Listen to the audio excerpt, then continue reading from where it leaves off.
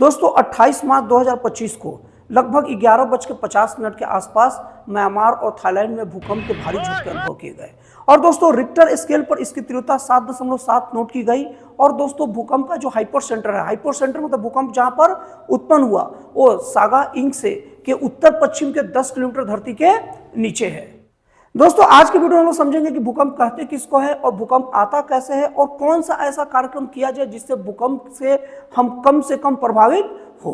दोस्तों सबसे पहले आप लोग को बता दूं कि भूकंप का मतलब दोस्तों होता है धरती का कंपन होना या धरती का हिलना। दोस्तों इसीलिए उत्तर भारत में भूकंप को धरती का डोलना भी कहा जाता है। और दोस्तों भूकंप आने का प्रमुख कारणों में से सबसे प्रमुख कारण है धरती के प्लेट जो है ना उनका एक दूसरे से टकराना या एक दूसरे से अलग होना या एक दूसरे पर चढ़ जाना। दोस्तों आप लोगों को मैं बता दूं कि अगर मान लीजिए कि यही मान लो ये कोई मेटल होता और इसको तोड़ते, दोस्तों जब भी कोई मेटल को आप तोड़ोगे ना दोस्तों टूटने के बाद उसके अंदर देखिएगा थोड़े समय के लिए उसमें एक वाइब्रेशन आपको दिखेगा। और दोस्तों अगर दो मेटल को अगर एक साथ टकराओगे ना तो भी उसके अंदर वाइब्रेशन दिखेगा। और दोस्तों कोई दो मेटल एक दूसरे पर तेजी से आकर स्लिप करके चढ़ जाएगा तो भी उसके अंदर वाइब्रेशन दिखेगा। तो दोस्तों हमारा जो धरती है ना दोस्तों वो धरती के नीचे पूरा प्लेट है जो चलते रहते हैं और लगातार मूवमेंट में रहते हैं और वो प्लेट के नीचे पूरा गर्म लावा है।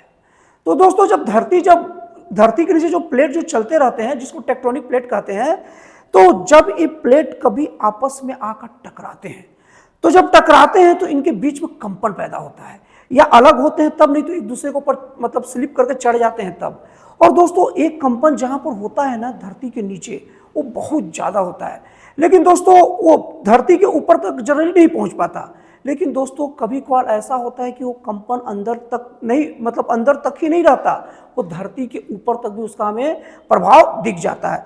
दोस्तों इसी प्रभाव को हम लोग भूकंप कहते हैं क्योंकि इससे धरती कंपित होता है और हम लोग को भूकंप का झटका अनुभव होता है। अब दोस्तों हर भूकंप हमारे लिए खतरनाक नहीं होता। दोस्तों भूकंप का एक पैमाना होता है। अगर वो कंपन की तीव्रता अगर रिक्टर स्केल पर जो कि 1 से 10 तक के बीच में उसका पैमाना निर्धारित किया गया है, अगर दोस्तों भूकंप का अगर रिक्टर स्केल पर जो कंपन है 5 से कम हो तो एकदम मामूली भूकंप जिससे कोई जान माल का नुकसान नहीं होता, वो कोई दिक्कत नहीं है। लेकिन दोस्तों जब भूकंप का जो रिक्टर स्केल पर जब पैमाना जब तीव्रता 5 से 7 के बीच में रहे ना तो उसको हम लोग बोलते हैं कि वो कम भी नहीं है और खतरनाक भी नहीं, एक मीडियम भूकंप है। लेकिन दोस्तों जब ये तीव्रता 7 से ज़्यादा हो जाए तो समझ लीजिए कि ये भूकंप बहुत विनाशकारी है। और दोस्तों म्यांमार में और थाईलैंड में जो भूकंप आया ना दोस्तों उसकी तीव्रता 7.7 थी। मतलब कि दोस्तों ये भूकंप बहुत तगड़ा था, विनाशकारी था। इसीलिए दोस्तों म्यांमार में लगभग 144 लोगों की मृत्यु हो गई और थाईलैंड में लगभग 9 लोगों की मृत्यु हो गई। इससे अंदाजा लगाया जा सकता है कि लगभग 150 से ज़्यादा लोगों की मृत्यु हो गई है। और दोस्तों इसके बाद दोस्तों भूकंप के लिए अब एक वर्ड आता है, कुछ वर्ड नोट कर लीजिए जो आपके लिए बहुत काम के होंगे। दोस्तों भूकंप के लिए एक वर्ड है हाइपर सेंटर। हाइपर सेंटर का मतलब दोस्तों वो भूकंप का, मैंने आपको बताया था भूकंप आने का कारण क्या रहता है। भूकंप आने का प्रमुख कारण दोस्तों होता है प्लेटों का टकराना। तो दोस्तों धरती के नीचे जिस भाग में जिस पॉइंट पर वो प्लेट टकराते हैं एग्जैक्ट और वहां से कंपन क्रिएट होता है दोस्तों उसी को हम लोग हाइपर सेंटर बोलते हैं।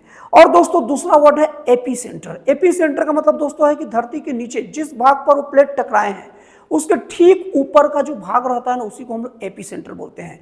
तो दोस्तों इसका एपी सेंटर क्या था, सागा इंक का उत्तर पश्चिम भाग था।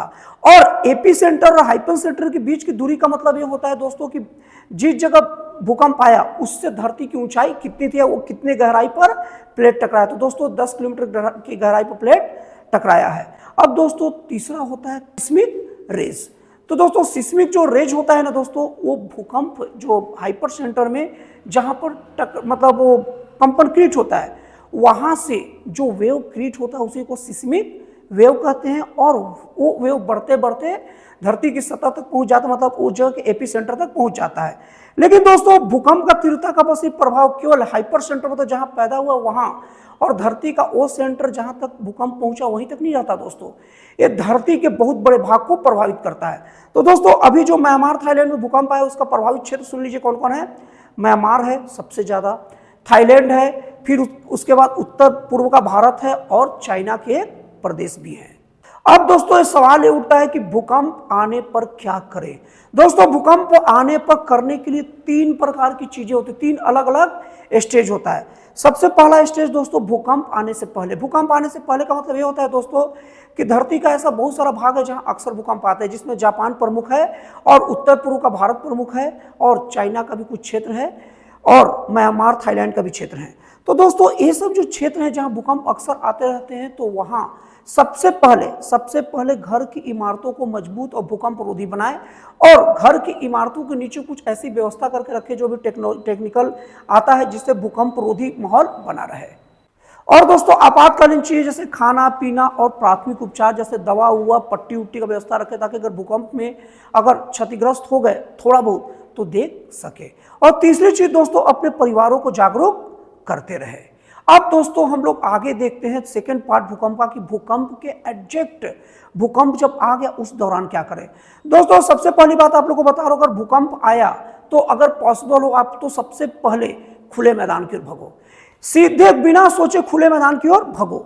लेकिन दोस्तों दूसरा कंडीशन ये हो कि मान लीजिए आप 10 मंजिला बिल्डिंग पर है, 5 मंजिला बिल्डिंग पर है, तो दोस्तों भूकंप तो कुछ सेकंड के लिए आता है, ज्यादा समय तो रुकता नहीं और वही कुछ सेकंड में जो होना है हो जाता है। तो दोस्तों अगर आप 5वां मंजिला या 10वां मंजिला पर हैं तो आप भूकंप आने पर लिफ्ट का प्रयोग तो गलती से ही ना करें, एकदम गलती से भी नहीं।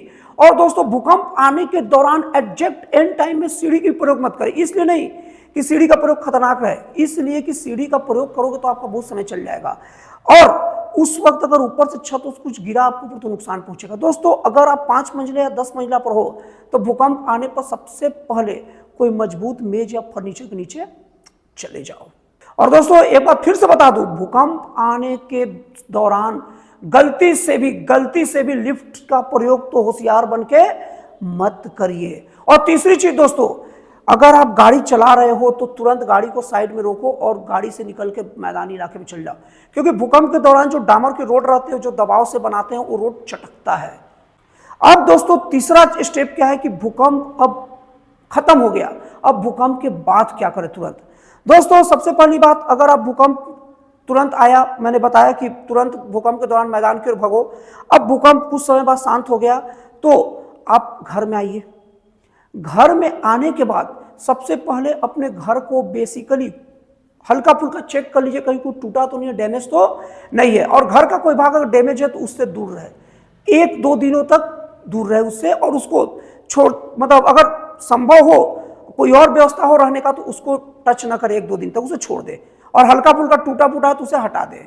और दूसरा चीज दोस्तों, अगर आप 10 मंजिला 5 मंजिला इमारत पर, तो भूकंप जैसे ही खत्म हुआ तो आप सीढ़ियों के माध्यम से नीचे उतरेंगे। भूकंप के दौरान नहीं बोल रहा हूं, भूकंप खत्म होने के बाद बता रहा हूं, जैसे कि भूकंप खत्म होने के कुछ मिनट बाद जब मामला नॉर्मल हो गया तो। और उस दौरान गलती से भी लिफ्ट का यूज नहीं करना। लिफ्ट का यूज करने से घाटा यह लगेगा दोस्तों कि जब भूकंप आता है ना दोस्तों, तो भूकंप आने के बाद में होता यह है कि बहुत सारी चीजें क्रैक हो गई रहती है और उस वक्त तो नहीं गिरती, लेकिन दोस्तों जब आप लिफ्ट चालू करेंगे तो वो क्रैकमेंट बढ़ के हो सकता है कि लिफ्ट के ऊपर नीचे पैक हो जाए और आप फंस जाए लिफ्ट में। और लिफ्ट में एक बार अगर आप फंस जाएंगे भूकंप के तुरंत बाद, तो भूकंप के बाद जल्दी कोई लिफ्ट बनाने वाला नहीं छुएगा उसको, क्योंकि उसको भी डर रहेगा।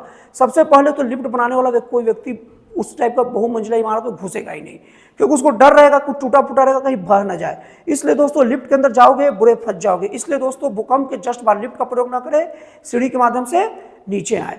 और दोस्तों उसके बाद याद रखिए, भूकंप आने के कुछ दिन बाद जब सब चीज नॉर्मल हो जाए तो अपने घर की अच्छी से जांच कराएं। सामान्य घर है तो ठीक है, और अगर आपका कई मंजिला इमारत है तो एक बार आप इंजीनियरिंग से पूरे घर की जांच करवा ले सब चीजों का, कि कहीं कोई क्रैकमेंट वगैरह तो नहीं है। क्योंकि कभी कभी ऐसा होता है कि भूकंप के दौरान में घरों में क्रैकमेंट आ जाती है, घर का क्रैक हो भी जाता है और उस वक्त नहीं गिरता, लेकिन कुछ दिनों बाद कुछ महीनों बाद वो तेजी से ढह सकता है, आपको पता भी नहीं चलेगा। और दोस्तों अंत में बोलूंगा कि सरकारी निर्देशों का उस वक्त पालन करें, क्योंकि सरकारी अधिकारी भूकंप पर रिसर्च करते हैं, भूकंप की समस्याओं को दिन रात देखते हैं, तो वो आपको एग्जैक्ट जानकारी देंगे। और दोस्तों इस बीच में व्हाट्सएप में, ट्विटर में बहुत सारे जगह बहुत सारे आपको उल्टे पुल्टे अफवाह आएंगे, उस पर ध्यान बिल्कुल न दें। तो दोस्तों इस तरीके से बहुत दुखद ही हुआ कि थाईलैंड म्यांमार में भूकंप आया और इतने लोगों की जाने गई। लेकिन दोस्तों अब जो हो गया उसमें क्या कहा जा सकता है, लेकिन दोस्तों हम लोग को इस पर आगे की रणनीति बना सकते हैं कि आगे क्या करना और भूकंप आने पर हमें कैसे अपने आप को सुरक्षित रखना है। तो दोस्तों ये वीडियो कैसा लगा आप कमेंट करके जरूर बताइएगा। तो दोस्तों फिर मिलते हैं अगले वीडियो में एक जन कल्याणकारी और एक राष्ट्रवाद से प्रेरित नए विचारों के साथ।